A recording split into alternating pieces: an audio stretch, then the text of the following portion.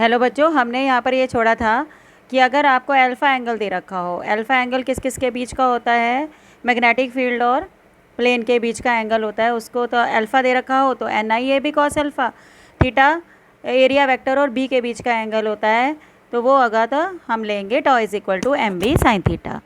तो total force may और may not be zero, तो total force may be zero, but torque जो है वो मे और मे नॉट बी ज़ीरो हो सकता है।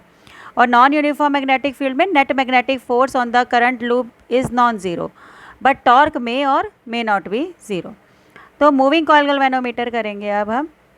मूविंग कॉइल गैल्वेनोमीटर क्या होता है, ये गैल्वेनो में सबसे पहले पता होना चाहिए गैल्वेनोमीटर क्या होता है। It is use to detect और measure the small current. Moving coil galvanometer किस प्रिंसिपल पे काम करता है, जो अभी अभी हमने पिछली वीडियो में किया है कि अगर हम किसी करंट कैरिंग कॉइल को मैग्नेटिक फील्ड में रखेंगे तो उस पर क्या लगेगी, टॉर्क लगेगी। यही प्रिंसिपल होता है हमारी मूविंग कॉइल गैल्वेनोमीटर का कि अगर कोई रेक्टेंगुलर कॉइल या कोई भी कॉइल आप मैग्नेटिक फील्ड में रखते हो तो उस पर क्या लगता है, टॉर्क लगता है। तो हमारा ये मूविंग कॉइल गैल्वेनोमीटर है। इसके अंदर हमने दो मैग्नेट्स ली हैं, दो स्ट्रॉन्ग मैग्नेट्स ली हैं। इसका जो ये है फेस है, ये कनकेव शेप मैग्नेट्स हैं। हमने कनकेव शेप मैग्नेट्स क्यों लिए हैं, क्योंकि इसकी आप देख रहे हैं इसकी मैग्नेटिक फील्ड जो है वो रेडियल मैग्नेटिक फील्ड है। ये हमने एन जो कॉइल ली है वो एन टर्न्स की कॉइल ली है। ये कॉइल जो है ऊपर रिजिड सपोर्ट से, फाइन वायर से रिजिड सपोर्ट से बंधी हुई है और टर्मिनल T1 से कनेक्टेड है। यहाँ पर एक फॉस्फर ब्रॉन्ज स्प्रिंग है और फिर ये टर्मिनल T2 से कनेक्टेड है। यहाँ पर हमने एक पॉइंटर लिया है, पॉइंटर जो है वो स्केल पे मूव करेगा। तो ये है हमारी construction of a moving coil galvanometer. अब जैसे ही हम इसमें से करंट पास करेंगे इस पर टॉर्क लगेगा। जो इस पे टॉर्क लगेगा वो N I A B sine theta है। वो अभी अभी हमने प्रिंसिपल में निकाला था, N I A B sine theta, क्योंकि यहाँ नंबर ऑफ टर्न्स कितने हैं, एन है। उसको हम एम बी साइन थीटा भी लिख सकते हैं।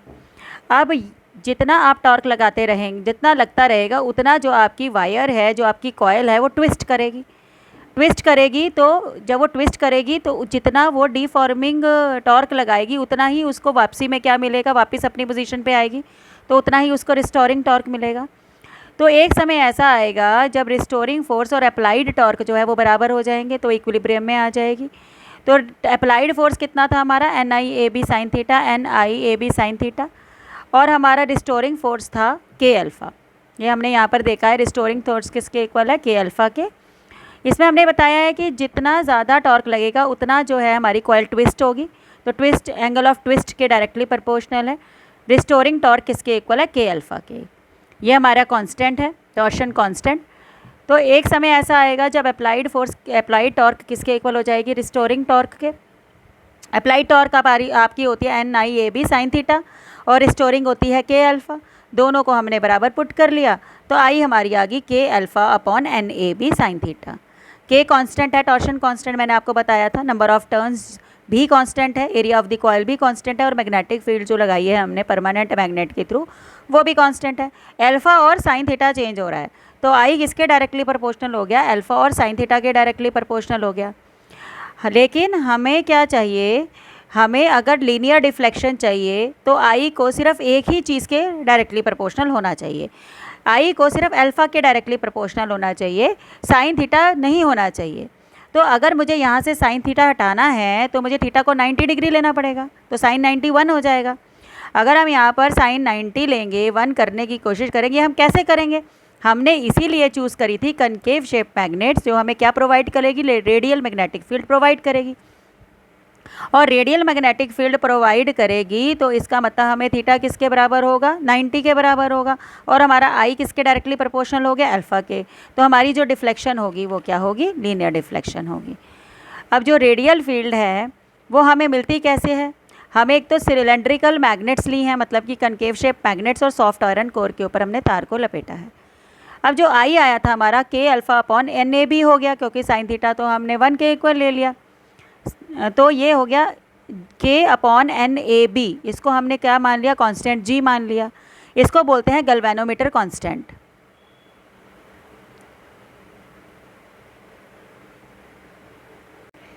तो हमने कर रहे थे कि गैल्वेनोमीटर कांस्टेंट जो है वो किसके इक्वल हो गया, जी इज़ इक्वल टू के अपॉन एन बी ए।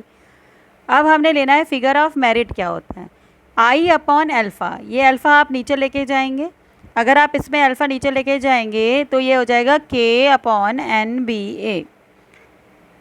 तो ये हमारा क्या हो जाएगा, जी की वैल्यू निकल जाएगी। इसको हम क्या बोलते हैं, figure of merit of galvanometer, जी। तो यहाँ पर हमारा जो है construction and working of moving coil galvanometer ख़त्म हो जाता है।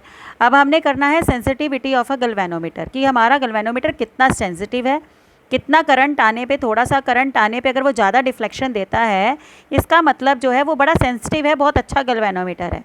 सबसे पहले हम करते हैं करंट सेंसिटिविटी। आपने वैल्यू निकालनी है यहाँ से α/I की, यहाँ से अल्फ़ा रखेंगे, आई नीचे ले आएंगे और ये बाकी सब टर्म्स ऊपर लेके जाएंगे।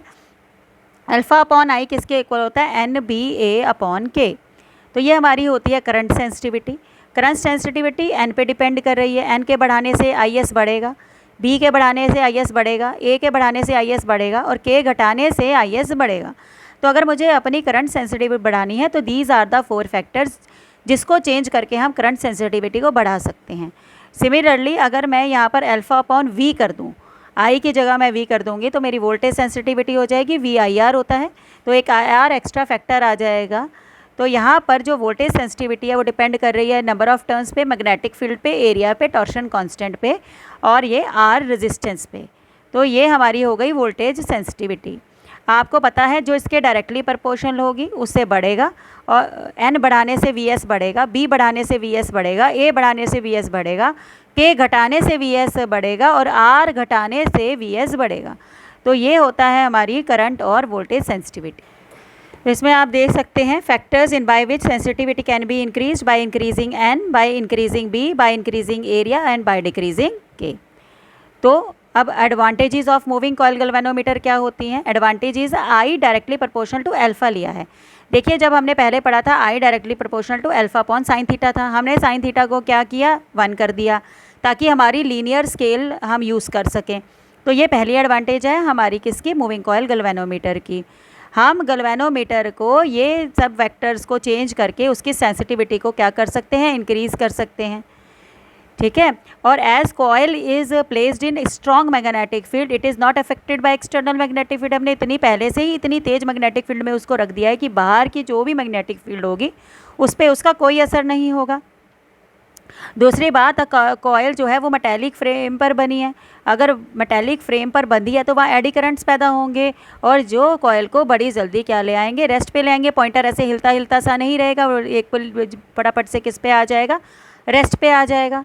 अब है हमारी disadvantages of moving coil galvanometer. हम अपने आप सेंसिटिविटी चेंज नहीं कर सकते। सेंसिटिविटी मैन्युफैक्चरर तो चेंज कर सकता है लेकिन हम नहीं कर सकते। ये ओवरलोडिंग से बहुत जल्दी हम ज़्यादा करंट पास कर दें तो वो जल्दी से ख़राब हो जाता है। अब आती है फॉस्फर ब्रॉन्ज स्प्रिंग की। हम फॉस्फर ब्रॉन्ज स्प्रिंग क्यों यूज़ करते हैं, क्योंकि वो गुड कंडक्टर होता है, वो जल्दी से जंग नहीं खाता, मतलब it does not oxidised easily. वो इतना इलास्टिक होता है कि वो अपनी शेप को रीगेन कर लेता है, नॉन मैग्नेटिक होता है क्या, और इसका टॉर्शन कांस्टेंट बहुत ही छोटा होता है। हमें पता है टॉर्शन छोटा रखेंगे तो हमारी सेंसिटिविटी क्या होगी, इंक्रीज़ होगी। तो ये है, इसी कारण से हम फॉस्फर ब्रॉन्ज स्प्रिंग को यूज़ करते हैं।